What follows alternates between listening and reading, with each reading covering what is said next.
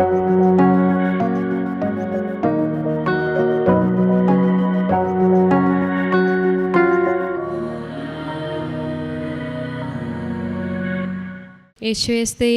മഹത്വം.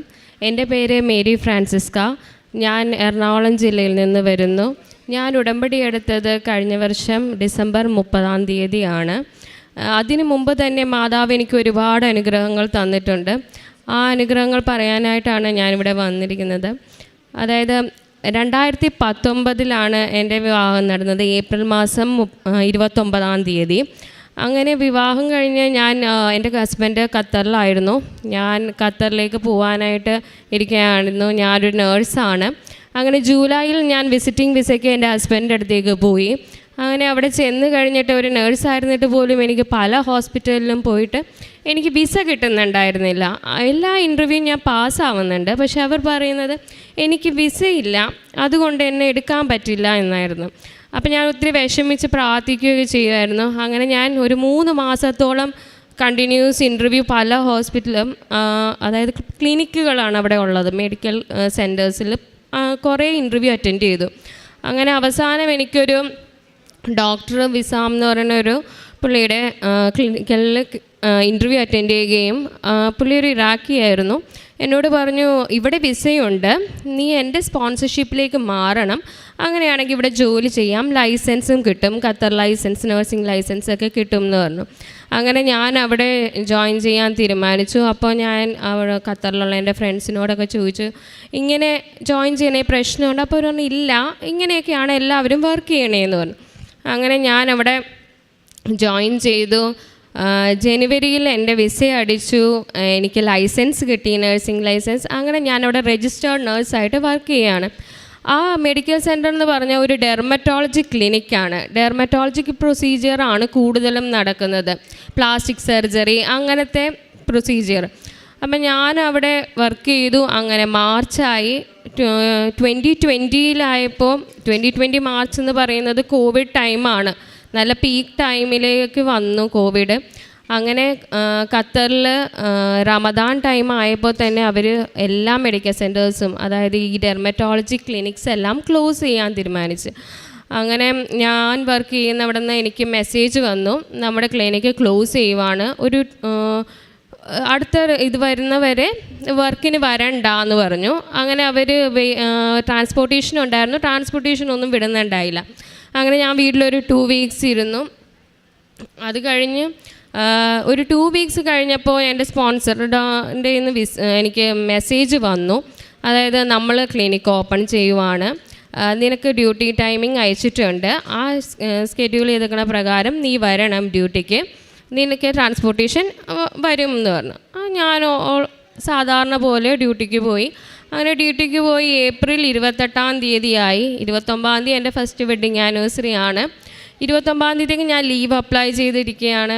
അപ്പം 28 പറഞ്ഞു, എന്നാൽ ഒരു കാര്യം ചെയ്യ്, ഈവനിങ്ങിന് ഡ്യൂട്ടിക്ക് വരാൻ പറഞ്ഞു. അങ്ങനെ ഞാൻ ഈവനിങ് ഡ്യൂട്ടിക്ക് ചെന്നു. എൻ്റെ ഡ്യൂട്ടി ടൈം ഒരു 6 o'clock, അവിടെ റമദാൻ ടൈം ആയതുകൊണ്ട് 6 o'clock തുടങ്ങിയായിരുന്നു ഡ്യൂട്ടി ടൈം. അപ്പം ഞാൻ ഡ്യൂട്ടി ചെയ്യുന്നതിൻ്റെ ഇടയ്ക്ക് എൻ്റെ പ്രൊസീജിയർ കഴിഞ്ഞപ്പോൾ എൻ്റെ ഡോക്ടർ പറഞ്ഞു, എൻ്റെ ഡോക്ടർ ഈജിപ്ഷ്യൻ ഡോക്ടറാണ്, പുള്ളിക്കാരി എന്നോട് പറഞ്ഞു, താഴെ ഒരു പേഷ്യൻ്റ് ഉണ്ടെന്ന് പറയുന്നു, സ്പോൺസറും മാനേജറും എല്ലാം ഒരാൾ തന്നെയാണ്. അപ്പോൾ അയാൾ പറഞ്ഞു, താഴെ ഒരു പേഷ്യൻ്റ് ഉണ്ട്, നീ വന്ന് ആ പേഷ്യൻറ്റിനെ എടുക്കണം എന്ന് പറഞ്ഞു. ഞാൻ പറഞ്ഞു, ഭയങ്കര തിരക്കാണ്, ഒന്നാമത് റമദാൻ ടൈം ആണെങ്കിൽ പോലും 6 o'clock കഴിഞ്ഞാൽ ക്ലിനിക്കൊക്കെ ഭയങ്കര തിരക്കായിരിക്കും. അപ്പം നല്ല റഷുണ്ട്, എന്നോട് പെട്ടെന്ന് എടുക്കാൻ പറഞ്ഞു. ഞാൻ ചെന്നു എടുത്തു. പക്ഷേ എനിക്ക് ചെയ്യേണ്ട ആ പ്രൊസീജിയർ റൂം വേക്കൻ്റ് അല്ലായിരുന്നു. അപ്പോൾ ഡോക്ടർ പറഞ്ഞു, ഒരു കാര്യം ചെയ്യാമെന്ന്, ആ പേഷ്യൻറ്റിനെ അവിടെ വെയിറ്റ് ചെയ്യിച്ചിട്ട് അടുത്ത പേഷ്യൻറ്റിനെ എടുക്കാൻ പറഞ്ഞു. അങ്ങനെ ഞാൻ താഴെ ചെന്നു, അടുത്ത പേഷ്യൻറ്റിനെ എടുത്ത്, താഴെ ചെന്ന് പേഷ്യൻറ്റിനെ എടുത്ത് ഫസ്റ്റ് ഫ്ലോറിലാണ് പ്രൊസീജിയർ റൂം, അവിടെ വരികയാണ്. അവിടെ വന്നു കഴിഞ്ഞപ്പം ആ പേഷ്യൻ്റ് ഒരു ഖത്തറിയാണ്, ഒരുപാട് വർത്തമാനം പറയുന്നുണ്ട് എന്നോട്, ഇതെപ്പോഴാണ് ഓപ്പൺ ആക്കിയേ? അപ്പം ഞാൻ അതിങ്ങനെയൊന്നും റിപ്ലൈ കൊടുക്കാനില്ല. അപ്പം രാവിലെ ഞാൻ വന്നായിരുന്നു, എനിക്ക് ചെയ്യാൻ പറ്റിയില്ല അങ്ങനെയൊക്കെ പറഞ്ഞു. ആ പേഷ്യൻ്റിനെ ഞാൻ പ്രൊസീജിയർ റൂമിൽ കയറ്റി ഡോറ് ലോക്ക് ചെയ്ത് ഞാൻ ഡോക്ടറിന് വേണ്ടി വെയിറ്റ് ചെയ്യുകയാണ്. അപ്പോൾ കുറച്ച് നേരം കഴിഞ്ഞപ്പോൾ ഭയങ്കര നോക്കിങ് കേട്ടു. ഞാൻ ഡോറ് തുറന്ന് നോക്കിയപ്പോൾ ഖത്തറിലെ ഖത്തറി വേഷത്തിലുള്ള കുറേ ആണുങ്ങൾ നിൽക്കുന്നത്. യൂഷ്വലി അവിടെ ഒരു ഫീമെയിൽ ക്ലിനിക്കാണ്. അവിടെ അങ്ങനെ ആണുങ്ങൾ വളരെ വളരെ ചുരുക്കമാണ്. ഞങ്ങളുടെ സ്പോൺസർ മാനേജർ അയാളല്ലാതെ ആണുങ്ങൾ കുറവാണ് അവിടെ താഴെ ഇരിക്കുന്നത്. അപ്പോൾ പ്രൊസീജിയർ റൂമിലേക്ക് പൊതുവേ മെയിൽസ് വരാറില്ല. അപ്പോൾ ഞാൻ തുറന്ന് നോക്കിയപ്പോൾ ഇങ്ങനെ കുറേ പേര് നിൽക്കുന്നു. ഞാനപ്പോൾ ഇങ്ങനെ ഞെട്ടിപ്പോയി, എന്താണ് സംഭവം. അപ്പോൾ അവർ എന്നോട് പറഞ്ഞു പുറത്തേക്ക് ഇറങ്ങാൻ പറഞ്ഞു. ഞാനങ്ങനെ പെട്ടെന്ന് റൂമിൻ്റെ പുറത്തേക്ക് ഇറങ്ങുകയും ഈ പെണ്ണ് പുറത്തേക്ക് ഇട്ട് അങ്ങ് പോവുകയും ചെയ്തു. ഞാനങ്ങ് എന്താണെന്നറിയാൻ നോക്കിയപ്പോൾ എൻ്റെ ഈജിപ്ഷ്യൻ ഡോക്ടർ, ഫീമെയിൽ ഡോക്ടറിനെ പിടിച്ച് നിർത്തിയേക്കുന്നത്. അപ്പോൾ ഞാൻ ചോദിച്ചു, ഡോക്ടറെ എന്താ സംഭവം? ഇവർ അറബിയിൽ എന്തൊക്കെയോ പറയുന്നുണ്ട്. അറബി എനിക്ക് അറിയത്തില്ല, എനിക്കൊട്ട് മനസ്സിലാവുന്നുമില്ല. ഞാൻ ചെന്നിട്ട് കുറച്ച് നാളല്ലേ ആയുള്ളൂ, എനിക്കൊട്ട് മനസ്സിലാവുന്നില്ല അറബി. അപ്പം ഞാൻ ചോദിച്ചു, ഡോക്ടർ എന്താ സംഭവം എന്ന് ചോദിച്ചപ്പോൾ ഡോക്ടർ എൻ്റെ അടുത്ത് പറഞ്ഞു, എടാ ഇത് ഓപ്പൺ ചെയ്യാൻ പെർമിഷൻ ഇല്ലായിരുന്നു, നമ്മുടെ സ്പോൺസർ നമ്മളെ വിളിച്ചത് ഇല്ലീഗലായിട്ടാണ്. ഇപ്പം ഈ വന്ന നിൻ്റെ പേഷ്യൻ്റ് ഒരു CID ആയിരുന്നു എന്ന്. അപ്പം തന്നെ എനിക്ക് എന്ത് ചെയ്യണമെന്ന് അറിയാൻ പാടില്ലാതെ ആയിപ്പോയി. ആ ഡെർമറ്റോളജി ക്ലിനിക് ആണെങ്കിൽ പോലും അവിടുത്തെ വർക്ക് എന്ന് പറയുന്നത് ഭയങ്കര ബുദ്ധിമുട്ടുള്ളതായിരുന്നു. ഖത്തറി പേഷ്യൻസിൻ്റെ ഒരുപാട് വഴക്കൊക്കെ കേൾക്കുമ്പോൾ എനിക്ക് ഒത്തിരി വിഷമമാവുന്നതുകൊണ്ട് എൻ്റെ മമ്മി എനിക്ക് ഉടമ്പടി എടുത്തിട്ടുണ്ടായിരുന്നു, എൻ്റെ മമ്മി. അപ്പോൾ മമ്മി എനിക്ക് കാശ് രൂപം തന്നു വിട്ടത് എപ്പോഴും ഞാൻ എൻ്റെ ഡ്യൂട്ടിയിൽ പോക്കറ്റിൽ ഇട്ടിട്ടുണ്ടാവും. അപ്പം ഞാനങ്ങനെ കാശ് രൂപം പിടിച്ചുകൊണ്ടിരുന്നു. ഇനിയിപ്പോൾ എന്താ ചെയ്യണേന്ന് അറിയാൻ പറ്റുന്നില്ല. നാളെ വെഡിങ് ആനിവേഴ്സറി ഹസ്ബൻഡിന് വിളിച്ച് പറയാൻ പറ്റുമോ എന്താണെന്നൊന്നും നമുക്കറിയില്ല. ഫുൾ അവിടെ ആ ഖത്തറി വേഷത്തിലുള്ള ആൾക്കാർ നിറഞ്ഞ്. അപ്പോഴേക്കും താഴേന്ന് എൻ്റെ സ്പോൺസർ പുള്ളിക്കാരൻ്റെ മുകളിലേക്ക് കൊണ്ടുവരുന്ന, ഇതിപ്പോൾ ആരോട് ചോദിച്ചിട്ട് ഇത് ഓപ്പൺ ആക്കിയെന്നൊക്കെ ചോദിച്ചു. അപ്പോൾ പുള്ളി പറഞ്ഞു ഞാൻ പറഞ്ഞിട്ടാണ് സ്റ്റാഫ് വന്നേന്നൊക്കെ പറഞ്ഞു. അപ്പോൾ പറഞ്ഞു നിന്നോട് ആരാ ഓപ്പൺ ആക്കുക? അങ്ങനെ കുറേ ക്വസ്റ്റ്യനിങ് കാര്യങ്ങളൊക്കെ കഴിഞ്ഞിട്ട് അവർ പറഞ്ഞു സ്പോൺസറിനെയും ഡോക്ടറിനെയും കൊണ്ടുപോവുകയാണ് അറസ്റ്റ് ചെയ്തുകൊണ്ട് ഖത്തർ റൂള് തെറ്റിച്ചതിനെന്ന്. എന്ത് ചെയ്യണമെന്നറിയാം. ഞങ്ങൾ മൊത്തം 12 നേഴ്സുമാരുണ്ടായിരുന്നു. ഞങ്ങൾക്ക് എന്ത് ചെയ്യണമെന്ന് അറിയാൻ പാടില്ലാതിരിക്കും. അന്നാണെങ്കിൽ ഞാൻ എൻ്റെ കഷ്ടകാലത്തിന് ഖത്തർ ID എടുത്തിട്ടുണ്ടായിരുന്നില്ല. പെട്ടെന്ന് ഡ്യൂട്ടിക്ക് പോകുന്ന സമയത്ത് ഞാൻ കാശ് രൂപം കൊന്തിയെടുത്തു, പക്ഷെ ഖത്തർ ID ഞാൻ എടുത്തിട്ടുണ്ടായില്ല. ഞാൻ പെട്ടെന്ന് മെസ്സേജ് അയച്ചു എൻ്റെ ഹസ്ബൻഡിനോട് പറഞ്ഞു ഖത്തർ IDയും കൊണ്ട് വേഗം വരാൻ പറഞ്ഞു. CID മാത്രമേ ഞാൻ അയച്ചുള്ളൂ. എൻ്റെ ഹസ്ബൻഡ് ഞങ്ങളുടെ വെഡിങ് ആനിവേഴ്സറിക്കുള്ള കേക്ക് പർച്ചേസ് ചെയ്യുമായിരുന്നു. അതവിടെ വെച്ചിട്ട് എൻ്റെ ഹസ്ബൻഡ് ഓടി വന്നു കഴിഞ്ഞപ്പോഴേക്കും വന്നുകൊണ്ടിരിക്കുകയാണ്. അപ്പോഴേക്കും അവർ ഓൾറെഡി പറഞ്ഞു ഈ നേഴ്സിനെ വേണം എന്ന് പറഞ്ഞു. അപ്പം ഞങ്ങളുടെ സ്പോൺസർ ചോദിച്ചു എന്തിനാണ് നേഴ്സിനെ എന്ന് ചോദിച്ചപ്പോൾ പറഞ്ഞു അല്ലെങ്കിൽ നിൻ്റെ ഫുൾ സ്റ്റാഫിനെ ഞങ്ങൾ അറസ്റ്റ് ചെയ്യും എന്ന് പറഞ്ഞു. അവിടെയാണെങ്കിൽ ഞാൻ മാത്രമേ ഉള്ളായിരുന്നു പുതിയതായിട്ട് കല്യാണം കഴിച്ചത്. ബാക്കി എല്ലാവർക്കും കുട്ടികളുണ്ട്, ഫാമിലി ഉണ്ട്, അങ്ങനെ ഒത്തിരി ഇതുണ്ട്. അപ്പം ഞങ്ങളുടെ സ്പോൺസർ പറഞ്ഞു ഓക്കെ ഇവളെ എടുത്തോളാൻ പറഞ്ഞു. പക്ഷേ ഇതൊന്നും എനിക്ക് മനസ്സിലാവണില്ല, ഇതെല്ലാം അറബിയിലാണ് അവർ സംസാരിക്കുന്നത്. അത് കഴിഞ്ഞ് ഇവരെന്നെ വേണം എന്ന് പറഞ്ഞപ്പോൾ എൻ്റെ കൂടെയുള്ള നേഴ്സ് പറഞ്ഞു അവർക്ക് അറബി അറിയാം. അവർ പറഞ്ഞു നിന്നെ അവർ ചോദിക്കുന്നുണ്ട്, നിന്നെ അറസ്റ്റ് ചെയ്യണം എന്നാ പറയണേന്ന് പറഞ്ഞു. അറസ്റ്റ് എന്ന് പറഞ്ഞാൽ അവർ നമ്മൾ കൊണ്ടുപോവാണ്. അപ്പം ഞാൻ അവിടെ നിന്ന് കരയാൻ തുടങ്ങി, എനിക്ക് എന്ത് ചെയ്യണമെന്ന് അറിയില്ല. അപ്പം എൻ്റെ സ്പോൺസർ പറഞ്ഞു പേടിക്കണ്ട, പോയി കഴിഞ്ഞ് ജസ്റ്റ് അവരൊരു ക്വസ്റ്റ്യൻ ചെയ്തിട്ട് നമ്മളെ വിട്ടയക്കും, ജസ്റ്റ് ഒരു ½ ആൻ അവറുടെ കാര്യമുള്ളൂ എന്ന് പറഞ്ഞു. ഞാൻ അത് വിശ്വസിച്ച് ഞങ്ങൾ 3 പേര്, എൻ്റെ സ്പോൺസർ, എൻ്റെ ഈജിപ്ഷ്യൻ ഡോക്ടർ ഒരു ഫീമെയിൽ, പിന്നെ ഞങ്ങൾ 3 പേരെ അവർ കൊണ്ടുപോയി. ആക്ച്വലി അവരൊരു 7 വണ്ടിയോളം ആയിട്ടാണ് ഞങ്ങളുടെ ക്ലിനിക്കിന് ചുറ്റും പാർക്ക് ചെയ്തിട്ടുണ്ടായിരുന്നത് മൊത്തം സ്റ്റാഫിനെ എടുക്കാനായിട്ട്. അത്രയും സജ്ജീകരണത്തോടാണ് അവർ വന്നിരുന്നത്. CID വേഷത്തിലായതുകൊണ്ട് ആർക്കും മനസ്സിലായുമില്ല. അങ്ങനെ അവർ റെഡി ആയിട്ടായിരുന്നു ഇരിക്കുന്നത്. എന്നെ അവർ കയറ്റി കാറിൽ കൊണ്ടുപോയത്. എൻ്റെ ഹസ്ബൻഡ് അവിടെ എത്തിയിട്ടും കാര്യമൊന്നുമില്ല, ഖത്തറാണ്, അവിടുത്തെ റൂളാണ്. അങ്ങനെ എൻ്റെ ഹസ്ബൻഡ് കാര്യങ്ങൾ അന്വേഷിച്ചപ്പോൾ അവർ CID ഓഫീസിലേക്ക് ഞങ്ങളെ കൊണ്ടുപോയി എന്ന് പറഞ്ഞു. ഞാനങ്ങനെ CID ഓഫീസിൽ കൊണ്ടുപോയി ഞങ്ങളെ ചെന്ന് ക്വസ്റ്റ്യൻ ചെയ്തു, എന്തിനാ വന്നേ ഡ്യൂട്ടിക്ക് എന്നൊക്കെ ചോദിച്ചപ്പോൾ ഞാൻ പറഞ്ഞു എനിക്ക് ഇതിനെക്കുറിച്ച് ഇൻഫോർമേഷനൊന്നുമില്ല, ഞങ്ങൾക്ക് ഞങ്ങളുടെ സ്പോൺസർ പറഞ്ഞു വരാൻ, അങ്ങനെ ഞങ്ങൾ വന്നതാ എന്ന് പറഞ്ഞു. അപ്പം അവർ പറഞ്ഞു ഓക്കെ. അവർ ഭയങ്കര മാന്യമായിട്ട് പെരുമാറി, ഓക്കെ എന്നൊക്കെ പറഞ്ഞു. ഞങ്ങളോട് 6 മണിക്ക് ശേഷമാണല്ലോ, 12 മണിയോട് കൂടി ആയപ്പോഴേക്കും അവർ പറഞ്ഞു വെള്ളം എന്തെങ്കിലും വേണോ എന്നൊക്കെ ചോദിച്ചു. ഞങ്ങൾക്കൊന്നും വേണ്ട എന്നൊക്കെ പറഞ്ഞ് ഞങ്ങളവിടെ ഇരിക്കുകയാണ്. അത് കഴിഞ്ഞ് കുറച്ച് നേരം കഴിഞ്ഞപ്പോൾ അവർ ഞങ്ങളുടെ പേപ്പർ പ്രിപ്പയർ ചെയ്തു. പേപ്പർ പ്രിപ്പയർ ചെയ്ത് കഴിഞ്ഞ് കഴിഞ്ഞപ്പം അവർ ഞങ്ങളെ പുറത്തേക്ക് ഇറക്കിയിട്ട് പറഞ്ഞു അവർ ഞങ്ങളെ പോലീസിന് കൈമാറുകയാണെന്ന് പറഞ്ഞു. CID ജസ്റ്റ് കേസ് ഇതാക്കിയിട്ട് പോലീസിന് കൈമാറുകയാണെന്ന് പറഞ്ഞു. അത് കഴിഞ്ഞ് അവിടെ ചെന്ന് പോലീസ് സ്റ്റേഷനിൽ ഇരിക്കാൻ നേരത്തും എനിക്ക് ഇങ്ങനത്തെ ഒരു സംഭവത്തെക്കുറിച്ച് ചിന്തിക്കുന്ന പോലും ഇല്ല, ഇങ്ങനെ ഒരു കാര്യത്തെക്കുറിച്ച് അറിയത്തുകൂടിയില്ല. അപ്പം ഇങ്ങനെ പോലീസ് സ്റ്റേഷനിൽ ഇരിക്കാൻ നേരത്ത് എൻ്റെ സ്പോൺസർ പറഞ്ഞു, നമ്മൾ ക്ലിനിക്കിൽ ഒരു പ്രൊസീജിയറും ചെയ്തിട്ടില്ല എന്ന് പറയണം എന്നൊക്കെ പറഞ്ഞു. പക്ഷെ അതൊന്നും നമ്മുടെ തലയിൽ പോകുന്നില്ല. നമ്മളിങ്ങനെ ഇരിക്കണ എന്ത് ചെയ്യും? എനിക്ക് എൻ്റെ ഹസ്ബൻഡിനെ കണ്ടാൽ മതി, നമുക്ക് ആരെയും വേറെ പരിചയമുള്ളവരില്ല. എൻ്റെ ആ ഈജിപ്ഷ്യൻ ഡോക്ടർ, ഫീമെയിൽ ഡോക്ടറിനെ മാത്രമാണ് എനിക്ക് ആകെ വിശ്വാസമുള്ളത്. ഈ സ്പോൺസറിൻ്റെ കയ്യിൽ നിന്ന് ഇങ്ങനെ ഒരു ഇത് വന്നല്ലോ. അപ്പം ഞാൻ ഹസ്ബൻഡിനെ കാണാൻ പറ്റാതെയൊക്കെ ആയിട്ട് വിഷമിച്ചിരിക്കണേണ്. അത് കഴിഞ്ഞപ്പം അവർ പറഞ്ഞു, നിങ്ങൾക്ക് രാവിലെ 4 മണിക്ക് ക്വസ്റ്റ്യൻ ചെയ്യും നിങ്ങളെ, അപ്പോൾ എന്താണോ തീരുമാനിക്കുന്നത് അതായിരിക്കും നിങ്ങളുടെ ഇതെന്ന് പറഞ്ഞു. അപ്പം ഞാൻ 4 മണി വരെ വെയിറ്റ് ചെയ്യുകയാണ്. അതിനിടയ്ക്ക് എൻ്റെ ഹസ്ബൻഡ് വന്നു, വിഷമിക്കണ്ട, നമുക്ക് കാര്യങ്ങളെല്ലാം ശരിയാക്കാം എന്നൊക്കെ പറഞ്ഞ് എനിക്ക് കോൺഫിഡൻസ് തന്നു. അത് കഴിഞ്ഞ് കുറച്ച് നേരം കഴിഞ്ഞപ്പോഴേക്കും 4 മണിയായി. 4 മണിയായിട്ട് ആരും വന്നില്ല. 6 മണിയായി. 6 മണിയൊക്കെ ആയപ്പോഴേക്കും പിന്നെയും നോമ്പിൻ്റെ സമയമായി. പിന്നെ ഡ്യൂട്ടി ടൈമിങ്സ് എല്ലാം ഒരു കണക്കാണ്, വന്നാലായി വന്നില്ലെങ്കിൽ ആയി, അങ്ങനത്തെ ഒരു അവസ്ഥയാണ്. അത് കഴിഞ്ഞ് ഞങ്ങൾ അന്നത്തെ ദിവസം അവിടെ ഫുള്ളിരിക്കുന്നു. അന്നത്തെ ദിവസം രാത്രി കഴിഞ്ഞു. അന്നെൻ്റെ വെഡ്ഡിങ് ആനിവേഴ്സറി ഫുൾ ഡേ കഴിഞ്ഞു. പിറ്റേ ദിവസം രാവിലെ ഇതിനിടയ്ക്ക് ഭക്ഷണമൊക്കെ എൻ്റെ ഹസ്ബൻഡ് കൊണ്ടുതരാൻ പറ്റുന്നുണ്ട്. അപ്പോൾ ഞാൻ എൻ്റെ ഹസ്ബൻഡിനോട് പറഞ്ഞു, എനിക്ക് എൻ്റെ ബൈബിൾ കൊണ്ടുതരാമോ എന്ന് ചോദിച്ചു. അപ്പോൾ എൻ്റെ ഹസ്ബൻഡ് എനിക്ക് ബൈബിൾ കൊണ്ടുതന്നു. ഞാൻ അവിടെ നിന്ന് ബൈബിൾ വായിക്കുമായിരുന്നു. അങ്ങനെ ബൈബിൾ ഞാൻ വാങ്ങിച്ചുകൊണ്ടിരുന്നു. കാശ്രൂപവും മുറുക്കെ പിടിച്ച് ജവമാല എത്തിച്ചുകൊണ്ട് ഞാനിങ്ങനെ ഇരിക്കുമായിരുന്നു. അത് കഴിഞ്ഞ് പിറ്റേ ദിവസം ഉച്ചയായപ്പോഴേക്കും ഞങ്ങളെ ക്വസ്റ്റ്യൻ ചെയ്യാൻ വിളിച്ചു. അന്ന് കൊറോണ ടൈം ആയതുകൊണ്ട് വീഡിയോ കോളിലാണ് ഇവർ ക്വസ്റ്റ്യൻ ചെയ്യണതെല്ലാം. അപ്പം എനിക്ക് അറബി അറിയാത്തതുകൊണ്ടും അവർ ഇംഗ്ലീഷ് സംസാരിക്കാൻ അങ്ങനെ ചെയ്യില്ലാത്തതുകൊണ്ടും ഒരു ട്രാൻസ്ലേറ്ററിനെ വെച്ചിട്ടുണ്ടായിരുന്നു. അതിൽ ചോദിക്കുന്ന കാര്യങ്ങൾക്ക് ഞാൻ മലയാളത്തിൽ പറയും, ആ ട്രാൻസ്ലേറ്റർ തിരിച്ചു പറഞ്ഞു കൊടുക്കും. അങ്ങനെയായിരുന്നു ചെയ്തുകൊണ്ടിരുന്നത് വെച്ചാൽ. അപ്പം അങ്ങനെ പറഞ്ഞുകൊണ്ടിരിക്കെ എന്നോട് ചോദിച്ചു, എന്തിനാണ് ഖത്തർ റൂൾ ലംഘിച്ചതെന്ന് ചോദിച്ചു. അപ്പം ഞാൻ പറഞ്ഞു, എനിക്കറിയില്ലായിരുന്നു, ഇങ്ങനെ ഒരു പെർമിഷൻ കിട്ടിയിട്ടില്ല എന്നുള്ള കാര്യം എനിക്കറിയില്ലായിരുന്നു എന്ന് പറഞ്ഞു. അത്രേ ചോദിച്ചു.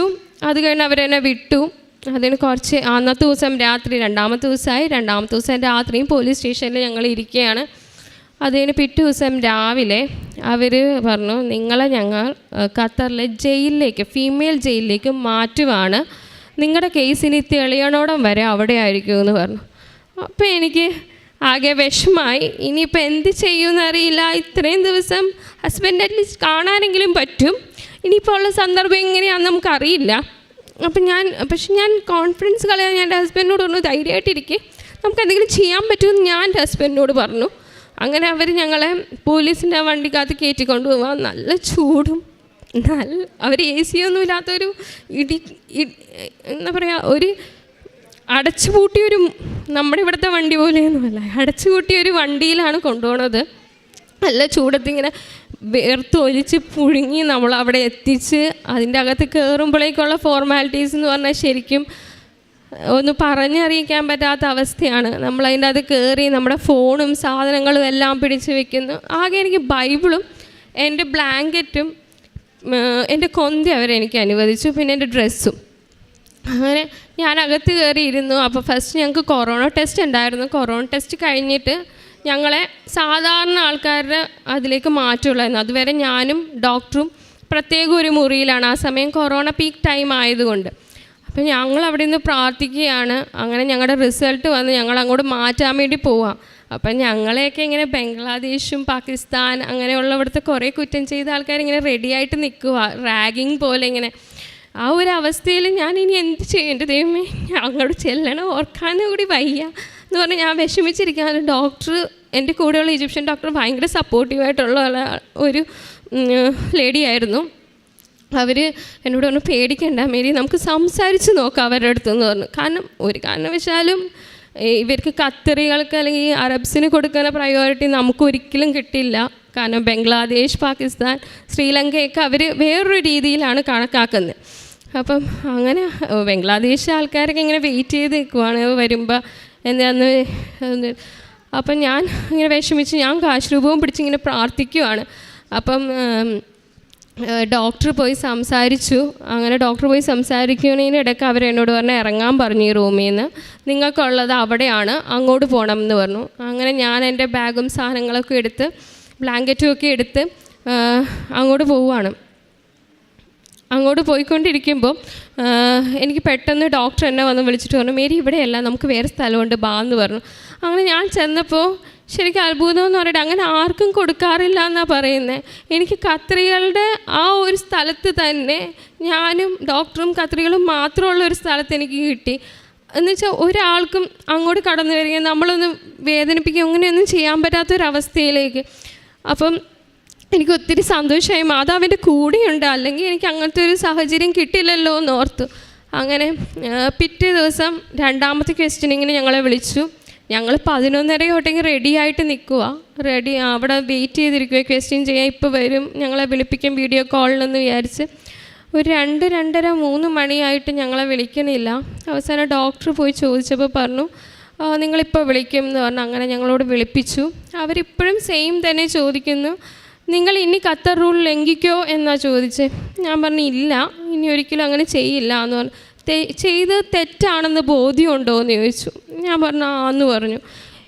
നമ്മളുടെ തെറ്റല്ലെങ്കിൽ കൂടി ആന്ന് പറഞ്ഞു. ഞാൻ സമ്മതിച്ചു. എന്നിട്ട് അവർ ഞങ്ങളെ റൂമിലേക്ക് വിട്ടു. അപ്പോൾ അവിടുത്തെ പോലീസുകാരാണ് വൈകിട്ട് 9 മണിക്ക് നിങ്ങൾക്ക് റിലീസ് ഉണ്ടാവുമെന്ന് പറഞ്ഞു. ഞങ്ങളപ്പോൾ ഭയങ്കര സന്തോഷമായി. ഞങ്ങൾ ബാഗൊക്കെ പാക്ക് ചെയ്ത് റെഡി ആയിട്ടിരിക്കുക. അങ്ങനെ റെഡി ആയിട്ടിരുന്ന് 9 മണിയായി, 10:30 ആയിട്ടും കാണാതെ ആയപ്പോൾ ഡോക്ടർ പോയി അവരോട് ചോദിച്ചു, ഞാനൊന്ന് ഫോൺ ചെയ്തോട്ടെ, ഡോക്ടർ ഫോൺ ചെയ്തോട്ടെ ഹസ്ബൻഡിനെന്ന് ചോദിച്ചു. അപ്പോൾ അവർ ഡോക്ടറിനെ അലൗ ചെയ്തു ഫോൺ ചെയ്യാൻ. അപ്പോൾ ഡോക്ടർ ഫോൺ ചെയ്ത് ചോദിച്ചപ്പം ഡോക്ടറിൻ്റെ ഹസ്ബൻഡ് പറഞ്ഞു, നിങ്ങൾക്ക് ഇന്ന് റിലീസ് ഇല്ല എന്നുള്ള കാര്യം ഞങ്ങൾക്ക് രാവിലെ 11:30 ഇൻഫോർമേഷൻ കിട്ടിയതാണ്. അപ്പോൾ ഞങ്ങൾക്ക് ആകെ വിഷമമായി. അപ്പം ഞങ്ങളോട് ചുമ്മാ ഒരു ക്വസ്റ്റ്യൻ ചെയ്യലായിരുന്നു അതെന്നൊക്കെ ഞങ്ങൾക്ക് മനസ്സിലായി. അത് കഴിഞ്ഞ് ഞങ്ങളവിടെ പിന്നെയും വെയിറ്റ് ചെയ്തിരിക്കുകയാണ്. പിറ്റേ ദിവസമായി, രാവിലെ ആയി. അവിടെ ഒരു രാവിലെ ഡ്യൂട്ടിക്ക് വരുന്ന ഒരു നല്ല പോലീസുകാരിയുണ്ട്. അത് നല്ലൊരു സ്ത്രീ ആയിരുന്നു. അവർ വരുമ്പോൾ എന്നോട് പറഞ്ഞു, ഡോക്ടർ പറഞ്ഞു നീ ഒന്ന് പോയി നിൻ്റെ ഹസ്ബൻഡിനോട് ചോദിക്കുക എന്താ അവസ്ഥയെന്ന്. എൻ്റെ ഹസ്ബൻഡ് ഒന്നും പറയില്ല, കാരണം ഡോക്ടറിന് ചെറിയൊരു ബ്രെയിൻ ട്യൂമറുണ്ട്. അപ്പോൾ അതുകൊണ്ട് കൂടുതൽ സ്ട്രെസ് എടുക്കാൻ വയ്യാത്തതുകൊണ്ട് ഡോക്ടറിൻ്റെ ഹസ്ബൻഡ് സത്യം പറയില്ല എന്ന് പറഞ്ഞു. എനിക്കാണെങ്കിൽ അവിടെ പോയി ചോദിക്കാനും അറിയില്ല, ഇവർക്കാണെങ്കിൽ ഒട്ട് ഇംഗ്ലീഷും അറിയില്ല. ഞാനാണെങ്കിൽ അവിടെ ഒരു കണക്കിന് ചെന്ന് അവിടെ നിന്ന് പറഞ്ഞു ഫോൺ ചെയ്തോട്ടെ എന്ന് ചോദിച്ചപ്പോൾ ആ പുള്ളിക്കാരി നല്ലൊരു സ്ത്രീ ആയിരുന്നു. അവരെന്നോട് പറഞ്ഞു വിളിച്ചോ നമ്പർ എന്ന് പറഞ്ഞു. ഞാൻ കുത്തി വിളിച്ച് ഹസ്ബൻഡിനോട് പറഞ്ഞു ഹലോ എന്താ അവസ്ഥയെന്ന് ചോദിച്ചപ്പോൾ എന്നോട് ആകെ എൻ്റെ ഹസ്ബൻഡ് പറഞ്ഞു ഒറ്റൊരു കാര്യമാണ്, ഞാൻ ഉടമ്പടി എടുത്തിട്ടുണ്ട്, അടുത്ത ക്വസ്റ്റ്യനിങ് കഴിഞ്ഞ് അതായത് ചൊവ്വാഴ്ച അടുത്ത ക്വസ്റ്റ്യനിങ് കഴിയുമ്പോൾ 5 മണിയാവുമ്പോഴേക്കും റിലീസിങ് ഉണ്ടാവും എന്ന് പറഞ്ഞു.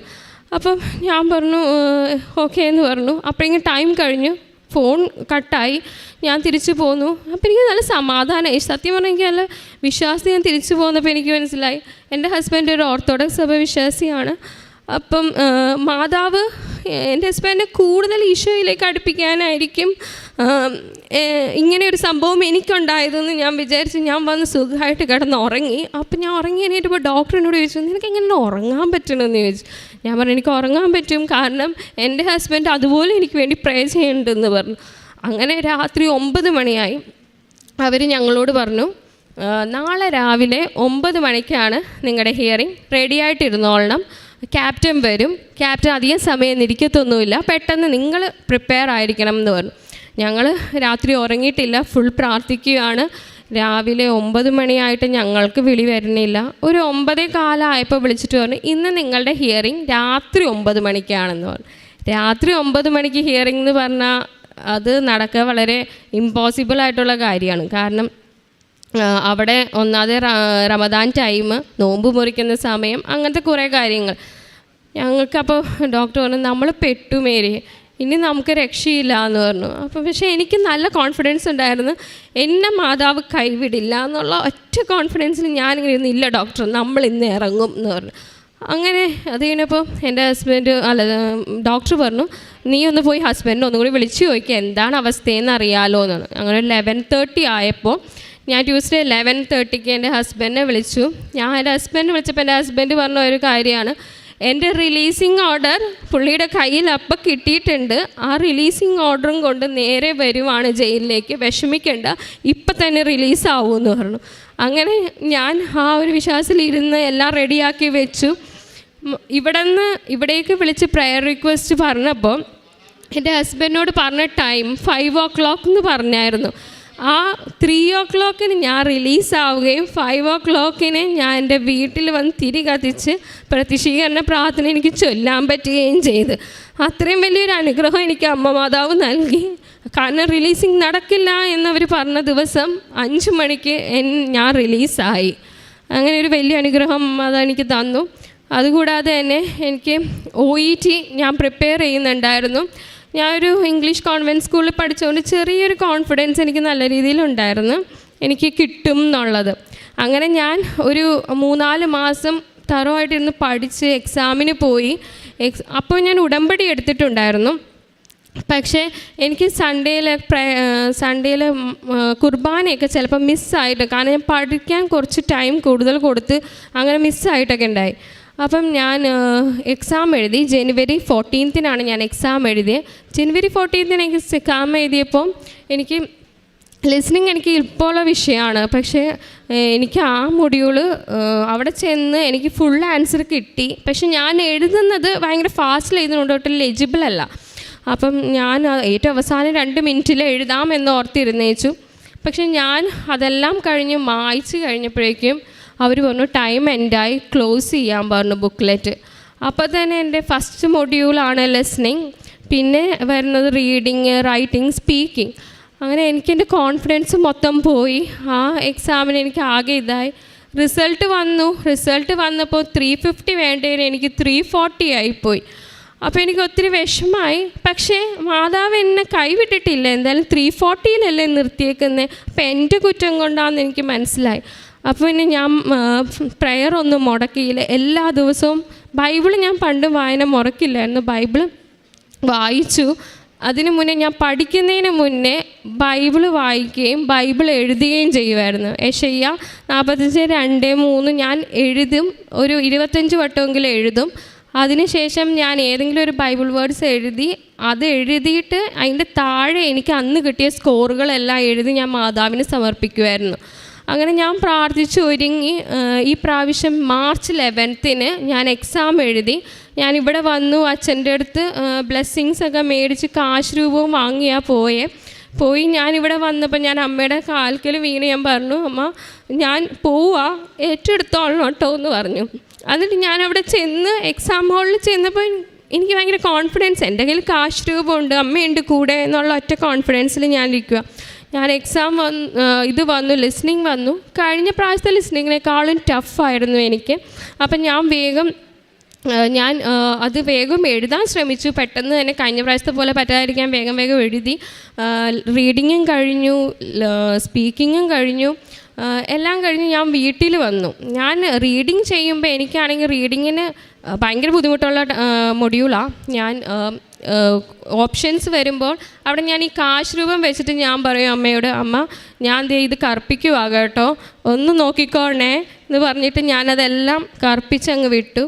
അങ്ങനെ ഇന്നലെ എൻ്റെ റിസൾട്ട് വന്നു. ഞാനപ്പോൾ അമ്മയോട് പറഞ്ഞിട്ടുണ്ട്, എൻ്റെ റിസൾട്ട് വരുവാണെങ്കിൽ ഞാൻ ഇവിടെ ഇരുന്ന് എൻ്റെ റിസൾട്ട് നോക്കുള്ളൂ എന്ന്. ഞാൻ ഇവിടെ വന്നിരുന്ന് എൻ്റെ റിസൾട്ട് വെയിറ്റ് ചെയ്തിരിക്കുക. 12:30 ആയിട്ട് റിസൾട്ട് വരാതെ ഇപ്പോൾ ഞാൻ വിചാരിച്ച് ചിലപ്പോൾ ഇന്നലെ പബ്ലിഷ് ചെയ്യണ്ടാവില്ല എന്നോർത്ത് ഞാൻ ബസ്സിൽ കയറി തിരിച്ചു പോവുക. അപ്പോൾ എൻ്റെ മാഡം വിളിച്ചിട്ട് പറഞ്ഞു റിസൾട്ട് ഔട്ടായിട്ടുണ്ടെന്ന് പറഞ്ഞു. അപ്പം ഞാൻ നേരെ പള്ളിയിൽ ചെന്ന് നിത്യാരാധന ചാപ്പലിലിരുന്ന് റിസൾട്ട് ഓപ്പൺ ആക്കി. ഞാൻ എപ്പോഴും പ്രത്യക്ഷീകരണം ചൊല്ലുമ്പോൾ ഞാൻ മാതാവിനോട് പ്രാർത്ഥിക്കുമായിരുന്നു സ്കോറ്. അപ്പോൾ എനിക്ക് സ്കോർ എപ്പോഴും കാണിച്ചു തരണം 420 എന്ന് പറഞ്ഞ ഒരു സ്കോർ എൻ്റെ മനസ്സിലിങ്ങനെ തെളിഞ്ഞു വരും. എന്നാൽ 420 സ്കോറിനുള്ള ആളൊന്നും അല്ല ഞാനെന്ന് എനിക്ക് നന്നായിട്ട് അറിയാം. അപ്പം ഞാനിങ്ങനെ ഓർക്കും 420 ആണല്ലോ കാണുന്നത്. ഇന്നലെ ഞാൻ റിസൾട്ട് ഓപ്പൺ ആക്കിയപ്പം എൻ്റെ ലിസ്ണിങ്ങിൻ്റെ സ്കോറ് 420. ബാക്കി എല്ലാത്തിനും എനിക്ക് UK സ്കോർ നൽകി മാതാവ് എന്നെ അനുഗ്രഹിച്ചു. ഇത് എൻ്റെ കഴിവ് കൊണ്ടല്ല, not by merit but by grace എന്ന് ഞാൻ ഉറച്ചു വിശ്വസിക്കുന്നു. എൻ്റെ അമ്മ മാതാവ് എനിക്ക് തന്നതാണ്.